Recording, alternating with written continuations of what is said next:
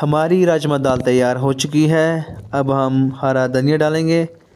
I hope आपको video पसंद आई होगी। चैनल को सब्सक्राइब करें, कमेंट करें, शेयर करें। मिलते हैं नेक्स्ट वीडियो में, तब के लिए take care, bye bye.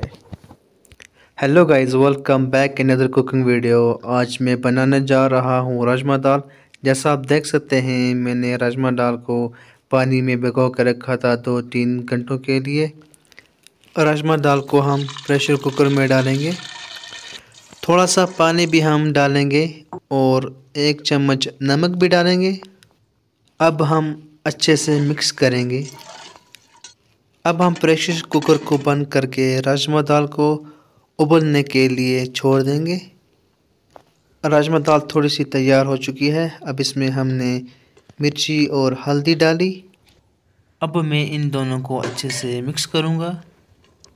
Cooker को बंद करके छोड़ देंगे तैयार होने के लिए।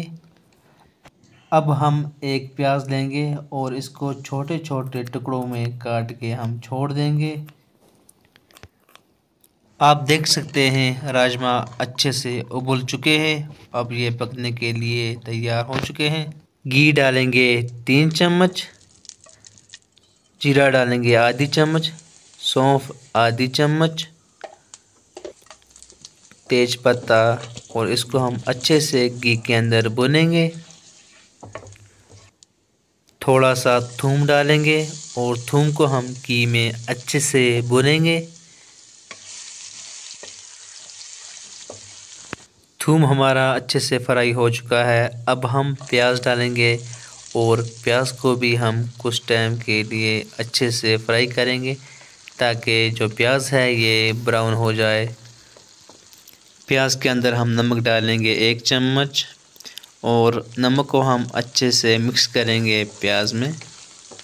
हमारा प्याज तैयार हो चुका है। अब हम इसमें 2 चम्मच मिर्च डालेंगे और 2 चम्मच हल्दी डालेंगे और इसको अच्छे से मिक्स करेंगे हम।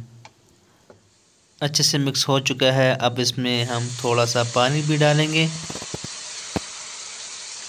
अब मिक्स करेंगे। आप देख सकते हैं हमारा मसाला तैयार हो चुका है। अब इसमें राजमा दाल डालेंगे हम। अब राजमा दाल को हम मिक्स करेंगे अच्छे से। राजमा दाल के अंदर हम थोड़ा सा पानी डालेंगे क्योंकि राजमा दाल जलनी नहीं चाहिए। अब हम इसमें पानी डालेंगे और अब हम राजमा दाल को मिक्स करेंगे अच्छे से पानी के अंदर। अब हम कढ़ाई के ऊपर ढक्कन रखेंगे 10-15 मिनट के लिए ताकि राजमा दाल तैयार हो जाए अच्छे से। आप देख सकते हैं हमारी राजमा दाल जो थी वो तैयार हो चुकी है। अब हम धनिया डालेंगे राजमा दाल के ऊपर।